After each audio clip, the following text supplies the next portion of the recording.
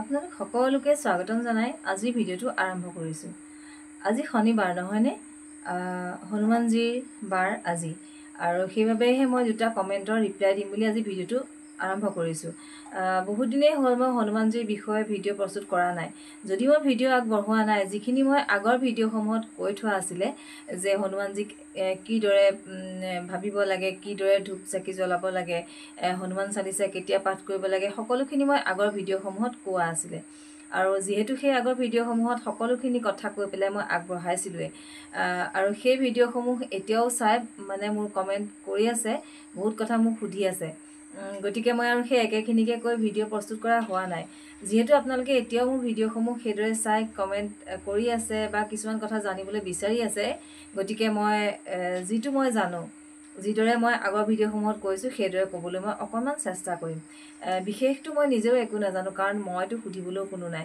মই যেতিয়া সংকল্প লৈছিলোঁ তেতিয়া মই সুধিবলৈ মোৰ কোনো নাছিলে। মই এজনক মই সুধিছিলোঁ, গুঞ্জন দাদা। তেখেতে হনুমানজিৰে ভিডিঅ' প্ৰস্তুত কৰি থাকে, অকল মাত্ৰ তেখেতে হনুমানজিৰে কৰে। যেতিয়া মই সংকল্প ল'ম বুলি ভাবিছিলোঁ তেতিয়া মই দৌৰাদৌৰিকৈ তেখেতৰ লিংকটো পাইছিলোঁ, ভিডিঅ' এটা আহিছিলে, আৰু তেখেতক মই তেতিয়া সুধিছিলোঁ। তেতিয়া কিন্তু তেখেতে হয়তো ব্যস্ততাৰ কাৰণে বা যিকোনো কাৰণত মোৰ মেছেজটো ৰিপ্লাই দিব তেখেতে নোৱাৰিলে। গতিকে ইতিমধ্যে মই সংকল্প আৰম্ভ কৰিলোঁ। তেখেতৰ উত্তৰ পোৱালৈ মই ৰ'ব নোৱাৰিলোঁ। যিহেতু মই আৰম্ভ কৰিবলৈ লৈছোঁ, ভিডিঅ'টো মোক সেইখিনি সময়তে আহিছিলে।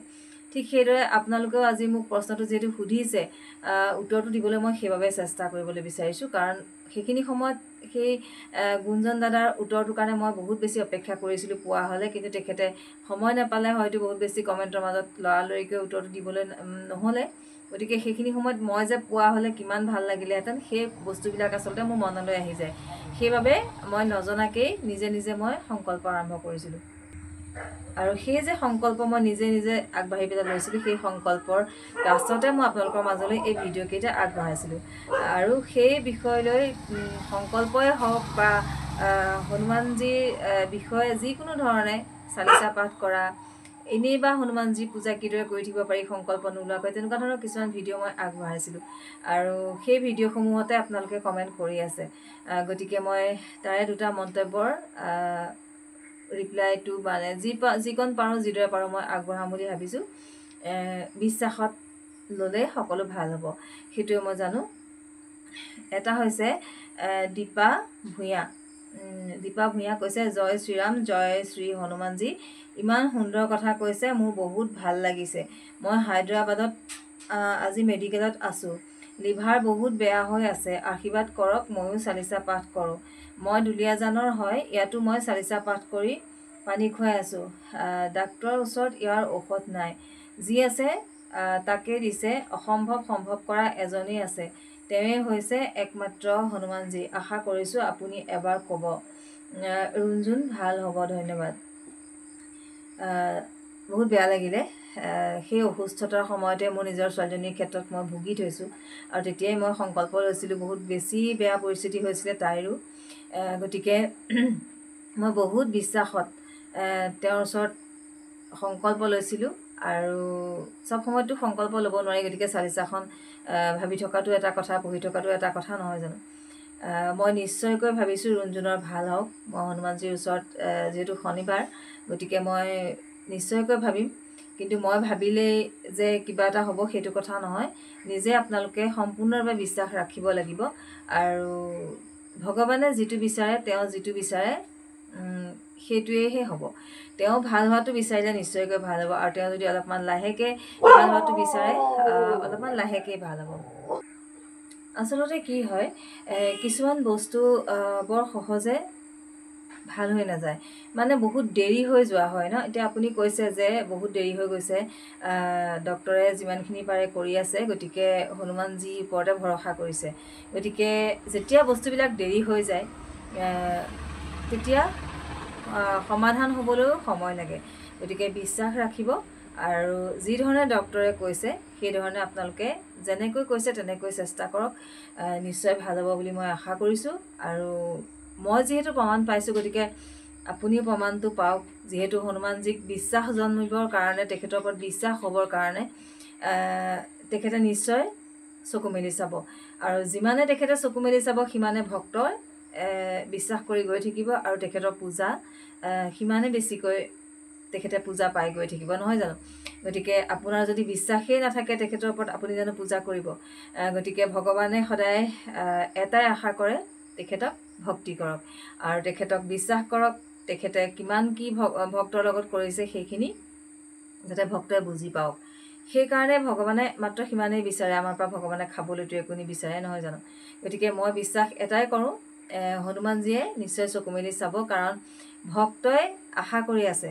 ভক্তই যেতিয়া আশা কৰি আছে, তেওঁক ভাবি আছে বিপদৰ পৰা উদ্ধাৰ কৰিবৰ কাৰণে, তেখেতে নিশ্চয় উদ্ধাৰ কৰিব যিমান দূৰলৈ পাৰি। আৰু এটা কথা কৈছোঁৱেই যে দেৰি বস্তুবিলাক যেতিয়া দেৰি হৈ যায়, ট্ৰিটমেণ্টবিলাকো বা ভাল হোৱাটো অলপ দেৰি হয়, কিন্তু ধৈৰ্য ধৰিব লাগিব। ঘপককৈ কেতিয়াও ভাল হৈ নাযায়, নহয় জানো? ঘপককৈ কেনেকৈ হ'ব বাৰু যদি বেছি হৈছে? অলপ লাহে লাহে নিশ্চয় সুফল পাব বুলি মই আশা কৰিছোঁ। আৰু হনুমানজীৰ কৃপা ৰুণজুণৰ ওপৰত পৰিব আৰু আপোনাৰ আশা পূৰণ হ'ব। আৰু আপোনাৰ ভক্ত হিচাপে আপুনি হনুমানজীৰ ওপৰত বিশ্বাস আপোনাৰ বাঢ়িব যেতিয়া হনুমানজীয়ে আপোনাক কৃপা কৰিব, নহয় জানো? গতিকে আপোনাৰ মন্তব্যটোৰ উত্তৰটো মই ইমান কণেই দিলোঁ। ময়ো সেইদৰে এতিয়াও মই কৰিয়ে থাকোঁ, সন্ধিয়া লগা চাকি গছ, ধূপ, হনুমান চালিচা। আৰু সংকল্পটো সদায় লোৱা বস্তু নহয়, আপোনালোকে সকলোৱে জানেই। গতিকে সেইখিনি মই কৰি থাকোঁ, কিন্তু মই ভিডিঅ' হিচাপে আগবঢ়োৱা নাই। যেতিয়া আপোনালোকৰ নিচিনা এনেকুৱা এটা কিছুমান কমেণ্ট পাই যাওঁ, তাৰপাছত আৰু মই জানো ভিডিঅ' এটা প্ৰস্তুত নকৰাকৈ পাৰিম জানো? গতিকে সেই কমেণ্টৰ ৰিপ্লাইটো মই ভিডিঅ' যোগে আগবঢ়াইছোঁ, নিশ্চয় আপোনালোকে চাব বুলি মই আশা কৰিছোঁ। তাৰপাছতে আছে আৰু এটা কমেণ্ট আছে, অনুপমা গোহাঁই। অনুপমা গোহাঁয়ে কৈছে, খুৰী, মোৰ লগৰ এজনীয়ে কাইলৈৰ পৰা 11 দিনীয়া হনুমান চালিচাৰ সংকল্প ল'ব বিচাৰিছে। এইকেইদিনতে লোৱাটো খুব ইম্পৰ্টেণ্ট হয়, মানে কিবা উদ্দেশ্য আছে চাগে তেওঁৰ, সেইকাৰণে ইম্পৰ্টেণ্ট হয় এইকেইটা দিনত, নহয় জানো? এইকেইদিনতে মাকৰ অসুবিধা হোৱাৰ ডেট আছে। এই ক্ষেত্ৰত কিবা অসুবিধা হ'ব নেকি খুৰী? প্লিজ জনাবচোন। তাৰ প্ৰাৰ্থনা স্থান তাইৰ ৰুমতে।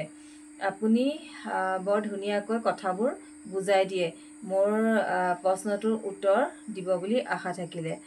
যিমানকণ পাৰোঁ মই বুজাই ক'বলৈ চেষ্টা কৰিম। খালি তোমালোকৰ এই ভিডিঅ'টো চোৱা নে নোচোৱা মইতো নাজানো। গতিকে নিশ্চয়কৈ এই শনিবাৰৰ ভিডিঅ'টো তোমালোকে চাবা, কাৰণ মই লিখি দিবলৈ অলপ অসুবিধা হ'ব, নহয় জানো, ইমান দীঘলীয়াকৈ। সংকল্পটো লোৱাটো খুব জৰুৰী বুলি কৈছা, আৰু মাকৰ অসুবিধা হোৱাৰ তাৰিখ আছে বুলি কৈছা। গতিকে যদি বিশেষ অসুবিধা নহয়, সংকল্পটো লোৱাটো জৰুৰী বুলি যেতিয়া কৈছা, আজিকালি যদি বিশেষ, মই কৈছোঁ আৰু আকৌ কৈছোঁ, যদি বিশেষ অসুবিধা নহয়, মাকৰ অসুবিধা হোৱাৰ তাৰিখ আছে বুলি কৈছা, সেই হিচাপত আজিকালি ডক্তৰক সুধিলে কিবা এটা পৰামৰ্শ দিব যে অসুবিধা হোৱাটো সংকল্পৰ পাছলৈ নিব পাৰি নেকি, কিবা ঔষধ খাব পাৰি। আচলতে মই সেইটোৱে বুদ্ধি দিছোঁ, কাৰণ অসুবিধা হ'লে আচলতে অকণমান দিগদাৰী হয়। কোনো কাৰণত লেটিপেটি নোহোৱাকৈ এটা ৰুমত থাকিব নোৱাৰি, সেইটো সম্ভৱ নহয়, সেইবাবেহে কৈছোঁ।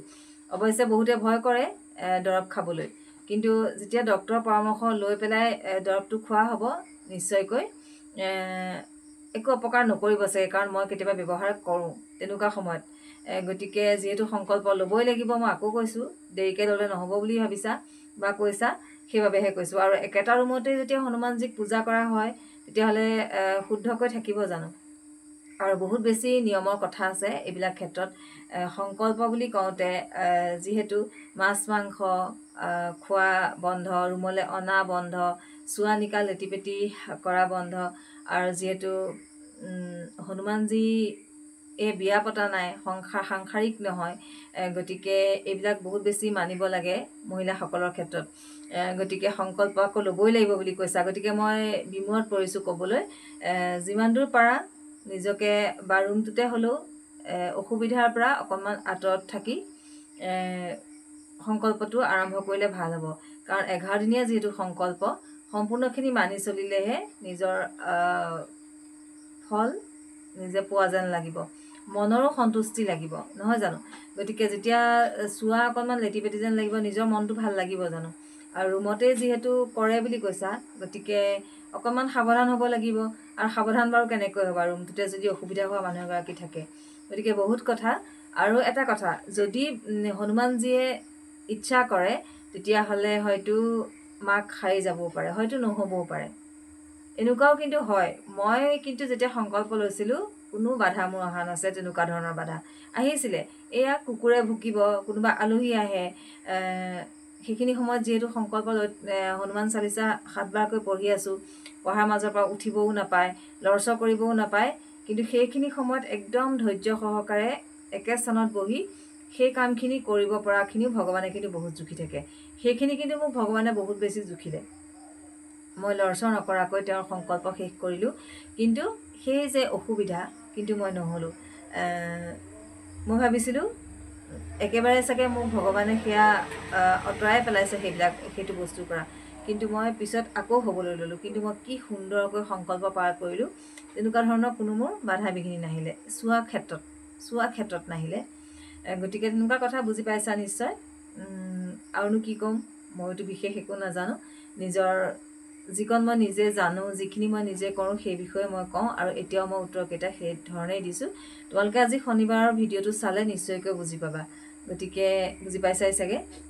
গতিকে আৰু ৰুণজুণৰ পুনৰবাৰ কৈছোঁ, ৰুণজুণৰ স্বাস্থ্য ভাল হওক, হনুমানজী কৃপা কৰক, আৰু তেতিয়াহে ভক্তৰ বিশ্বাস তেওঁৰ ওপৰত জন্মিব, আৰু তেওঁৰ পূজা অৰ্চনা আৰু অলপমান বেছিকৈ পাব।